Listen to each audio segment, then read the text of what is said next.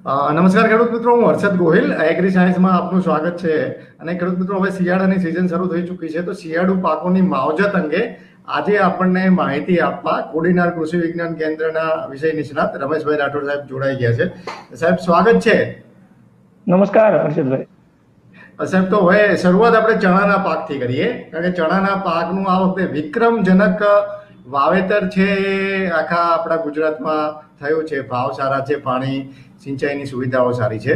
તો ચણામાં જે હવે પછી જે આ ડિસેમ્બર મહિનો હવે શરૂ થઈ રહ્યો છે, તો ખાસ તો જે ઈયળનો ઉપદ્રવ થવાની શરૂઆત થઈ ગઈ છે, તો મને ચણામાં ઈયળ નિયંત્રણ માટે ખેડૂતોએ શું આખા જે સંકલિત ઈયળ નિયંત્રણની આખી વાત તમે સમજાવો તો કઈ રીતે પગલાં લેવા જોઈએ હવેના તબક્કામાં?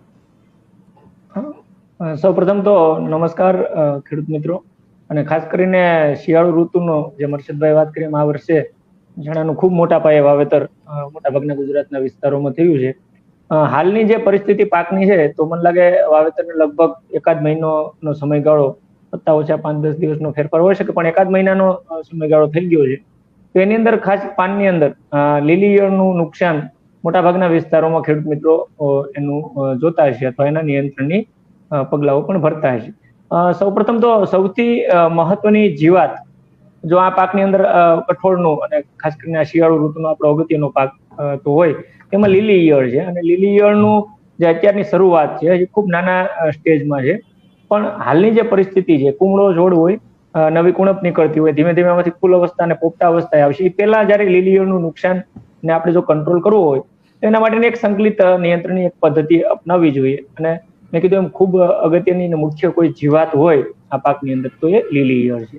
હવે જે લીલી ઈયળનું ખોરાકનું જે જીવન ચક્ર છે, પાન ખાસ કરીને નાની જે કુંપણો નીકળે, ધીમે ધીમે ત્યારબાદ એના પોપટા બેસે, ફૂલ અવસ્થા, આ બધી જ અવસ્થા એ ધીમે ધીમે નુકસાન કરે. એટલે હજી શરૂઆત છે.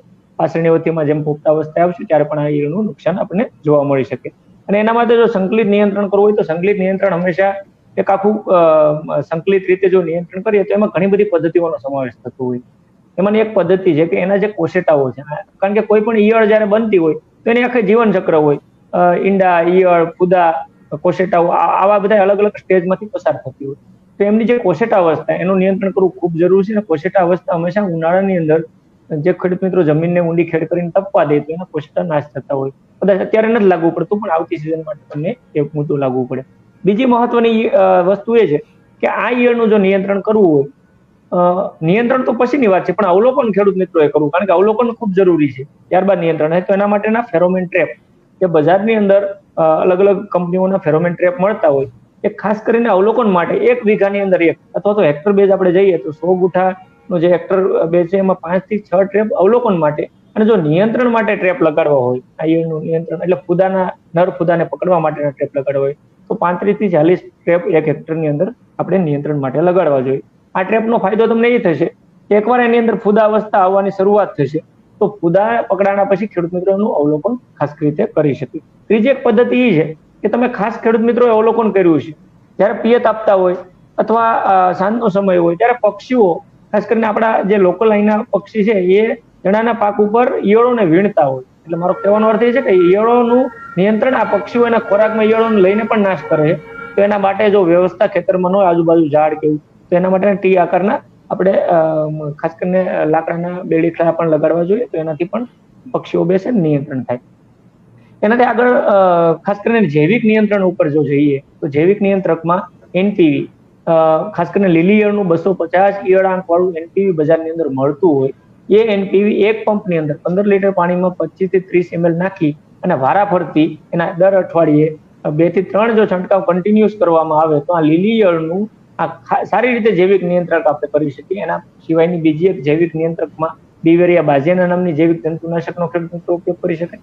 એક પંપની અંદર 80 થી 100 ગ્રામ નાખવાની છે, એનો પણ છંટકાવ તમે કરી શકો. તો આ 2 જૈવિક નિયંત્રકો ખૂબ સારા છે કે એનું આપણે લીલી ઈયળમાં નિયંત્રણ માટે ઉપયોગ કરી શકીએ. એનાથી આગળ જ્યારે આ પદ્ધતિ જો નિયંત્રણ ન થાય અથવા એના એક આગળના સ્ટેજમાં જો ઈયળ હોય તો રાસાયણિક નિયંત્રણ પણ કરવું ખૂબ અગત્યનું હોય. કારણ કે પાકની જે અવસ્થા છે, મેં તમને શરૂઆત કીધી એમ, અત્યારે જ્યારે લીલી ઈયળનું એટેક શરૂઆત છે, ધીમે ધીમે આગળ વધતું જાય તો એના માટે ખાસ કરીને રાસાયણિક નિયંત્રણમાં આપણી જે રાસાયણિક નિયંત્રક દવાઓ છે, પ્રોફેનોફોસ છે દાખલા તરીકે, તો એક પંપની અંદર 30 ml, અથવા ફેનોવાલરેટ છે એક પંપની અંદર 15 ml, અથવા ઇન્ડોક્ઝાકાર્બ છે એક પંપની અંદર 7 થી 8 ml, અથવા તો ખૂબ સારી દવા એમામેક્ટિન બેન્ઝોએટ 5 SG ના નામે બજારની અંદર મળતી હોય, એક પંપની અંદર 6 થી 7 ગ્રામ જો આ પર પંપ છંટકાવ કરવામાં આવે, અમે દવાઓ કીધી વારા પડતી 1 થી 2 ડોઝની જરૂર પડતી હોય, તો ખૂબ સારું નિયંત્રણ ખાસ કરીને આનું થઈ શકે. અને એક અગત્યની ખાસ વસ્તુ છે કે ભાલ અને ઘેડ જેવા વિસ્તારમાં જ્યાં ભેજ વાળી જમીનમાં ફક્ત ચણાનું વાવેતર પિયત આપ્યા સિવાય કરવામાં આવે, તેની અંદર ભૂકી રૂપ દવાઓ, એમાં ખાસ કરીને બજારની અંદર ક્લોરોપાયરીફોસ 0.5% જે ભૂકી મળે છે, તો આવી 1 હેક્ટરની અંદર 100 ગુંઠામાં 25 કિલો ભૂકી ભભરાવવામાં આવે તો પણ આ ઈયળનું ખૂબ સારી રીતે આપણે નિયંત્રણ કરી શકીએ. તો અમે જે વાત કરીએ આ રીતના સંકલિત નિયંત્રણ રીતે આપણે લીલી ઈયળનું સારી રીતે નિયંત્રણ કરી શકીએ.